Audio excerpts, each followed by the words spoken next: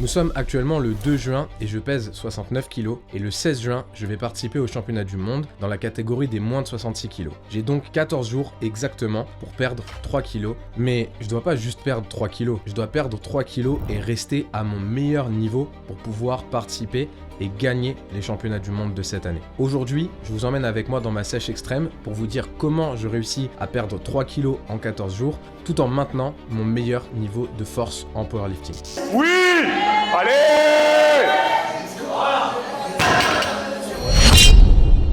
Avant toute chose, on doit se poser la question suivante, est-ce que ça sert à quelque chose de sécher en powerlifting? La réponse est oui. Le powerlifting, c'est un sport à catégorie, comme le MMA, comme la boxe et comme d'autres sports à catégorie de poids, où l'idée, c'est donc d'être le plus dense possible à un certain poids de corps donné. Là-dessus, on va prendre un exemple très simple. Si jamais vous pesez 70 kg avec 30% de body fat, vous avez donc une certaine quantité de masse musculaire pour les 70 kg que vous pesez. Si à côté de ça, vous pesez toujours les mêmes 70 kg, mais à 15% de masse grasse, donc il y a de très fortes chances que vous ayez une bien meilleure quantité de masse musculaire pour les mêmes 70 kg. Et évidemment, à 70 kg de poids de corps, plus vous avez de masse musculaire, plus vous avez de chances d'être fort. C'est d'ailleurs très facile à observer puisque si on prend tous les champions du monde, voire tous les meilleurs athlètes en powerlifting, moins de 59 kg, moins de 66 kg, moins de 74 kg, moins de 83 kg, même jusqu'en moins de 105 kg, à chaque fois, c'est des athlètes avec un gros niveau de masse musculaire et un niveau de body fat, un niveau de masse grasse plutôt optimisé par rapport à la catégorie. C'est donc pour ces deux raisons qu'il est intéressant de sécher en power, que vous fassiez des compétitions ou non, puisque si vous faites des compétitions, le fait d'être le plus sec possible dans la meilleure catégorie de poids possible optimisera vos chances d'être compétitif. Et si vous ne faites pas de compétition, à côté de ça, pour le même poids de corps donné, si jamais vous avez un meilleur pourcentage de body fat, vous avez une plus grosse masse musculaire, alors vous aurez des chances d'être plus performant.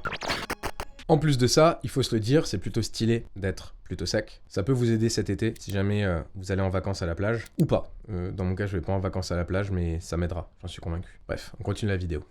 Donc, on se retrouve dans la cuisine avec le chef Pana, le chef The Ganoush, pour mon premier repas de la journée. Alors, premier repas de la journée, ça va être mon seul vrai repas avant l'entraînement. Et du coup, ce qu'il faut vraiment que je vise, c'est d'avoir une grosse source de protéines, une grosse source de glucides, parce que évidemment, la source d'énergie dont on a besoin pour les entraînements en power, c'est les glucides. Donc, en ce moment, je suis à fond dans les pancakes. Donc, on va faire une recette de pancakes très très vite, vous allez voir.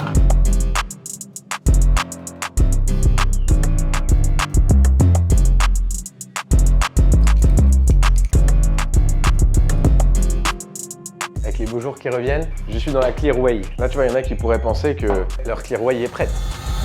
Il faut rajouter des glaçons pour qu'elle ait un goût exquis. Sans glaçons, en vrai, la Clear Whey, c'est genre B tier. Avec des glaçons, c'est un A tier direct. Premier repas de la journée, du coup, mon pancake. Donc, moi, je l'appelle le pancake de la force. Pourquoi? Parce que dedans, il n'y a que des bonnes choses. Il y a des flocons d'avoine, il y a de la farine, il y a un œuf, il y a de la whey, il y a du lait et un petit peu de sel. Et c'est tout. Et au-dessus, du coup, je rajoute une banane avec un petit peu de sirop d'érable. Donc, avec ce pancake, j'ai mes glucides, j'ai quelques protéines. Les protéines, je les comble ici avec le shaker de Clear Whey. Et j'ai aussi mes calories, c'est très important. Là, je suis environ, avec le pancake, banane, sirop d'érable, plus le shaker de Clear Whey, je suis aux alentours des 550 calories. Et du coup, par rapport à mon apport journalier, sachant que je vais remanger un tout petit snack juste avant mon entraînement, mais en vrai, je suis vraiment très très bien par rapport à mon apport. Du coup, c'est parti pour ce premier repas. Pendant que je finis de manger, très souvent, je regarde YouTube. YouTube, c'est ma drogue, vraiment. Je passe quasiment ma vie sur YouTube quand je m'entraîne pas, quand je travaille pas ou quoi que ce soit. Et alors, peut-être que certains ne le savent pas, mais j'étais un gamer. Je jouais à Dofus, tard l'époque, comme diraient certains. Je joue plus du tout maintenant, j'ai clairement plus le temps. Encore que j'aimerais bien, mais voilà. Et du coup, qu'est-ce que je fais pour me tenir à jour sur Dofus? Je regarde Sapeux, donc SO à Sapeux. Je loupe quasiment aucune vidéo. Je regarde toujours toutes les vidéos.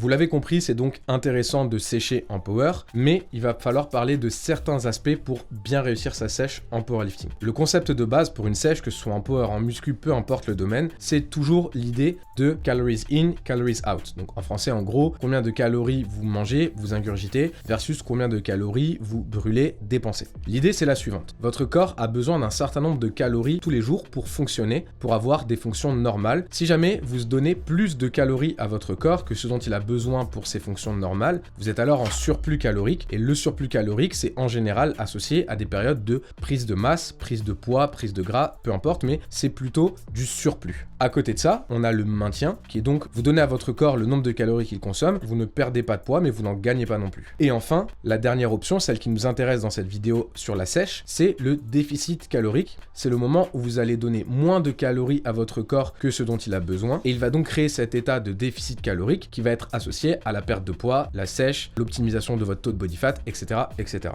Le problème du powerlifting par rapport à la musculation par exemple, c'est que en musculation, si jamais vous créez un gros déficit calorique, vous allez être beaucoup moins performant sur votre niveau de force. Par exemple, si vous faites de la presse à cuisse avec d'habitude 200 kg, que vous êtes en sèche de 800 calories, peut-être que vous pourrez mettre que 150 kg, mais dans le cadre de la musculation, la charge qu'on utilise pour faire les exercices, c'est pas la fin en soi, c'est juste une manière d'obtenir un certain niveau de stimulation pour avoir un certain niveau d'hypertrophie, de sèche, etc., etc.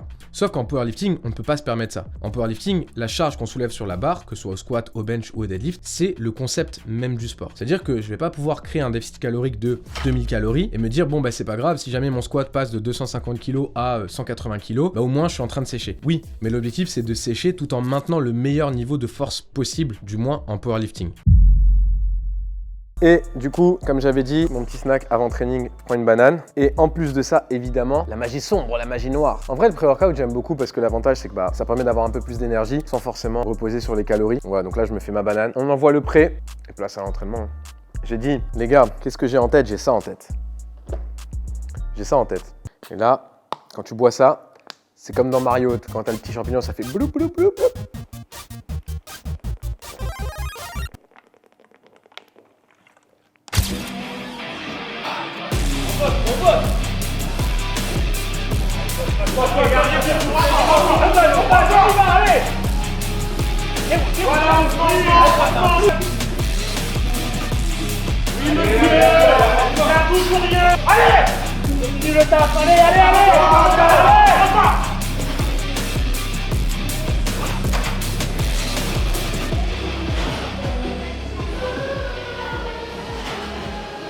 Bon, j'ai fait le squat, fait le bench, là j'arrive au deadlift et en général c'est à ce moment-là que je commence à avoir faim. Mais comme je l'ai dit, pour moi vraiment le plus important et ce qui permet de tenir, c'est de savoir pourquoi on fait ce qu'on fait. Il faut juste des raisons suffisamment fortes, suffisamment importantes pour vous. Bon moi là dans le cas présent, c'est les championnats du monde dans 6 semaines, donc évidemment c'est une raison plus que suffisante, plus que forte. Mais même sans aller jusque là, si par exemple vous êtes fixé un objectif de performance, si vous êtes fixé un objectif physique qui a de l'importance pour vous, je pense que c'est important de faire comme une espèce de liste. Ok, si jamais j'atteins mon objectif, ça changera ça pour moi, ça prouvera que je suis capable de faire ci. Moi, quand j'ai commencé, j'étais pas fort, j'étais pas musclé, j'étais pas balèze, j'étais un gars normal. Et au début, ce dont j'avais besoin, c'était pas de prouver que je suis le meilleur, de prouver que je suis champion du monde. Au début, j'avais juste besoin de me prouver à moi-même que j'étais capable de m'entraîner, j'étais capable de faire évoluer mon corps, de soulever des barres que j'étais pas capable de soulever la semaine d'avant, le mois d'avant. Et c'est après, petit à petit, que ça évolue. Là, tout de suite, comme j'ai dit, j'ai faim. Mais ce qui va me nourrir, c'est pas un repas, là, tout de suite, maintenant. Ce qui va me nourrir, c'est la satisfaction de faire mon entraînement, la satisfaction de m'imposer la discipline que j'ai décidé de m'imposer. Et voilà. Là, je pourrais craquer, me dire, allez, je suis en train de m'entraîner, je vais prendre un paquet de bonbons, je vais manger un paquet de gâteaux, un paquet de trucs. Mais là, tout de suite, c'est même pas dans ma tête, en fait. Là, la seule chose qui est dans ma tête, c'est la séance de deadlift qui m'attend, là. Donc aujourd'hui, deadlift, je dois faire un gros 5 reps. Si je suis bien, je mettrai 250. Si je suis vraiment pas bien, je mettrai 240, mais je pense que 250 c'est jouable. Et si je suis vraiment bien, peut-être que je mettrai 255. Ce serait cool.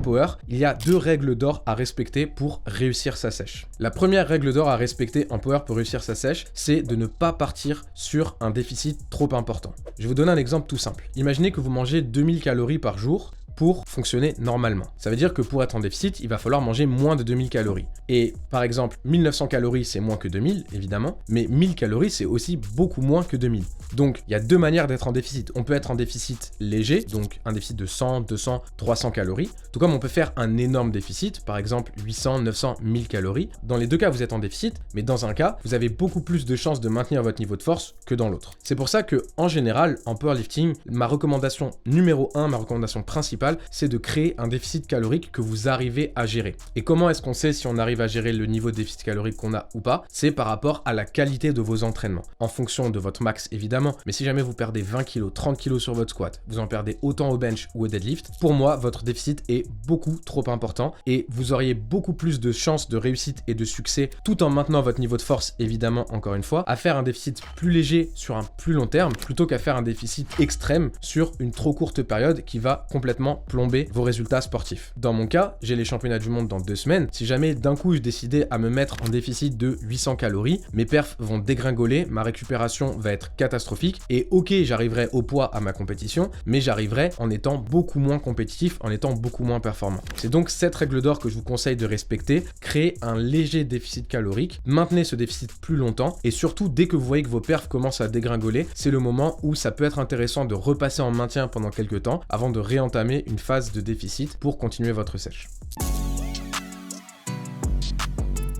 Deuxième règle d'or, c'est ce qu'on appelle le timing des calories. Alors, concrètement, on va reprendre le même exemple, vous devez manger 2000 calories par jour pour avoir votre apport calorique. Si jamais vous vous entraînez le soir, vous vous levez tôt le matin, vous avez une journée de travail qui vous attend, et vous mangez 1500 calories de 8h du matin jusqu'à 15h, et que votre entraînement intervient à 20h. Ça veut dire que de 8h du matin à 15h, vous avez un bon apport calorique, ça c'est très bien, mais ça veut dire que vous allez avoir que 500 calories d'apport avant votre entraînement, et si jamais vous mangez les 500 calories qui vous restent à disposition avant votre entraînement, vous n'aurez plus aucune calorie pour le post-training. Et les 2 repas les plus importants lorsqu'on s'entraîne, c'est le repas avant entraînement et le repas après entraînement. Concrètement, je vous recommande d'avoir l'immense majorité de vos calories avant et après vos entraînements. Si jamais vous vous levez tôt le matin et que votre entraînement intervient tard le soir, ce que je vous conseille de faire, c'est de faire des repas où vous allez avoir beaucoup de volume alimentaire avec peu de calories. Par exemple, manger des fruits, manger des légumes, manger des sources de protéines maigres et ça vous permet de justement optimiser votre timing des calories puisque même si vous vous levez tôt le matin, vous n'êtes pas sans aucune calorie jusqu'à votre repas avant entraînement, mais vous pouvez garder le maximum de vos calories à répartir autour de vos entraînements, ce qui vous permettra 1 de faire des meilleures séances d'entraînement et 2 d'optimiser votre récupération dès que votre entraînement est terminé. Et c'est en suivant ces règles que de mon côté, j'arrive à optimiser mon niveau de sèche et mon poids de corps tout en maintenant un gros niveau à l'entraînement. Déjà, premièrement, j'en ai parlé rapidement, mais vous allez pouvoir créer un déficit calorique, mais on peut créer un déficit calorique de 2 façons différentes. Si par exemple, votre corps, encore une fois, dépense, mettons, 2000 calories. Si jamais vous mangez 1800 calories, bah évidemment, vous êtes en déficit calorique. Mais à côté de ça, si jamais vous optimisez la dépense calorique de votre corps, par exemple en rajoutant de la marche, alors vous allez pouvoir manger plus de calories tout en étant toujours en déficit. Et évidemment, les calories que vous allez brûler sur des activités physiques à très basse, très faible intensité vont être très optimisées par rapport à votre récupération. Si jamais vous commencez à marcher 3000, 5000, 6000 pas tous les jours et que vous ne marchez pas, c'est pas ces 3000 pas ou 5000 pas qui vont casser votre récupération évidemment, mais à côté de ça, si ça vous permet de manger quelques centaines de calories en plus tout en restant en déficit, alors ça me semble très pertinent à faire. Et donc c'est pour ça que de mon côté, je marche beaucoup, je marche plus en période de sèche que je ne marche en règle générale, puisque ça me permet d'optimiser ma sèche sans trop restreindre mes calories. Et à côté de ça, même dans ce cas de figure, si jamais vous voulez garder un déficit de 200 calories, bah vous pouvez monter vos calories à 2000 et en montant vos calories à 2000, vous êtes toujours en déficit. Et juste à titre informatif, si vous marchez 1 heure pour un athlète, pour un être humain d'un poids moyen de 70 kg et qui marche environ à 5 km/h, ce qui est un rythme de marche vraiment tranquille, en général, en 1 heure, c'est à peu près le nombre de calories qu'on brûle. On brûle aux alentours des 200 calories. C'est-à-dire que si vous ne marchez pas et que vous vous mettez à marcher 30 minutes 2 fois par jour, matin et soir, bah vous allez optimiser votre dépense calorique et à partir de là, encore une fois, soit vous avez un plus gros déficit sans avoir à manger moins, soit vous allez pouvoir manger un peu plus et rester en période de déficit.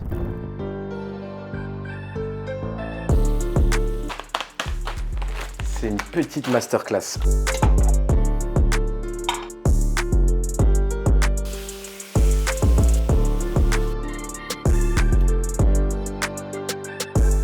voilà du coup mon repas de roi. Donc pâtes, huile d'olive, feta, cœur d'artichaut pour avoir un petit peu plus de volume, même si bon là j'ai 150 grammes de pâtes crues, donc en vrai c'est bien. 2 steaks hachés, un œuf sur un des steaks et de l'eau. Très important, j'ai dit l'hydratation avant l'entraînement c'est important, mais l'hydratation après l'entraînement c'est tout aussi important, puisqu'en gros, après l'entraînement c'est la phase de récup qui commence, et optimiser sa récup, c'est aussi optimiser ses séances. Donc c'est parti.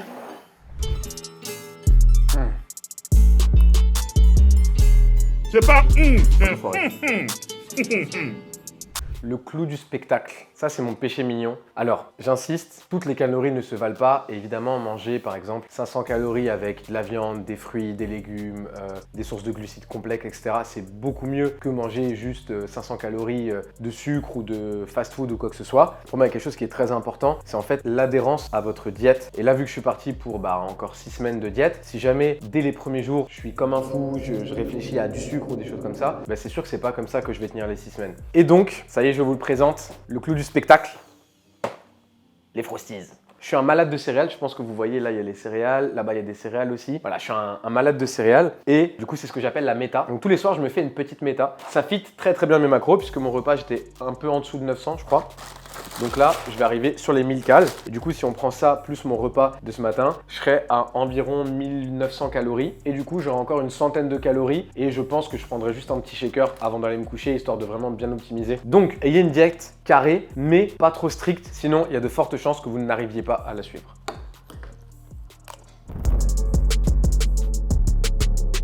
Deuxième astuce, c'est d'optimiser votre apport en protéines et en glucides et donc du coup de limiter votre apport en lipides. Alors, petit rappel très simple pour ceux qui ne savent pas, mais 1 g de protéines et 1 g de glucides, c'est 4 kilocalories et 1 g de lipides, c'est 9 kilocalories. Ça veut dire que pour environ 2 g de glucides ou de protéines, vous allez pouvoir manger 1 g de lipides, 1 g de fat. Et en plus de ça, du point de vue de la satiété, c'est pas les matières grasses, les fats qui vont vous l'apporter, c'est au contraire plutôt les protéines et les glucides qui apportent plus de satiété que les matières grasses. Donc les matières grasses restent très importantes pour un fonctionnement normal de votre corps, au niveau hormonal principalement, et évidemment c'est important en power avec la testostérone et toutes les autres hormones qui sont responsables de la prise de masse, du bien-être, etc., etc. Mais à côté de ça, pendant une courte période, ça me semble judicieux de restreindre votre apport en lipides et d'optimiser votre apport en protéines et en glucides, notamment encore une fois sur une courte période. Donc, par exemple, dans mon cas, sur les 2 prochaines semaines, je vais utiliser cette règle à fond, en plus de la première dont je vous ai parlé sur l'augmentation de ma dépense calorique, puisque ça va me permettre de manger plus d'aliments, de manger plus de nutriments, tout en optimisant encore une fois mon apport en calories. Donc attention, gardez quand même un minimum de lipides. Dans mon cas, je suis aux alentours des 0,8 à 1 g de lipides par kilo de poids de corps, ce qui me permet quand même d'avoir des fonctions normales, mais restreindre un peu plus votre apport en lipides pour une courte période, ça peut être très intéressant pour une sèche un peu entre guillemets extrême.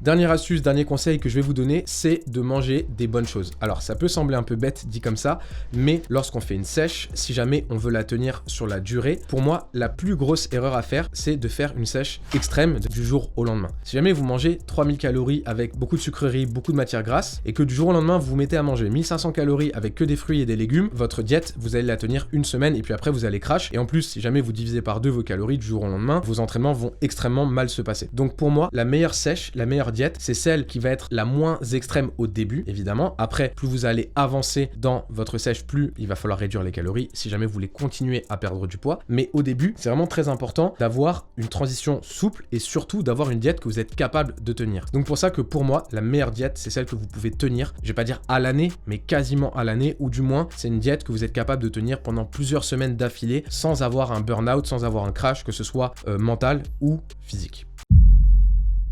Et voilà, maintenant vous avez tous mes secrets pour bien gérer votre sèche. Vous savez comment je vais gérer ma sèche sur les 2 semaines restantes. Alors attention, je l'ai dit en introduction, mais je tiens à préciser que je ne vais pas perdre 3 kilos purs sur les 14 prochains jours. Je vais perdre environ 1,5 kg de masse encore. Puis ensuite, j'aurai 1,5 kg à perdre avec un protocole qu'on appelle le water cut, qui est un protocole qui sert à optimiser le poids notamment de l'eau dans l'organisme. Donc en gros, faire en sorte que notre organisme vire un excédent d'eau pour être pesé à un poids plus léger, pour après récupérer cette eau qu'on aura virée de notre organisme. Donc voilà les boys, on y est. La période la plus dure est face à moi par rapport à mes entraînements, par rapport à ma diète, par rapport à ma sèche. Ça fait déjà 4 bonnes semaines que je suis en sèche, donc vous pourrez voir un peu le physique que j'ai actuellement au moment des entraînements, puisque bon là on voit pas grand chose, mais voilà. Et en vrai c'est cool, j'aime bien avoir ce physique là à ce moment-là, parce que dans ma tête, j'ai une raison de pourquoi je fais tout ça. Je sais que les jours où je m'endors et que j'ai un petit peu faim, ou que je me réveille et que j'ai un petit peu faim, que je dois attendre avant de manger, mais je sais pourquoi je le fais. Et d'ailleurs, ça j'en ai pas parlé dans la vidéo, mais pour moi, un des meilleurs trucs aussi, c'est d'avoir une raison pour faire ce que vous faites. Si vous avez une raison qui fait que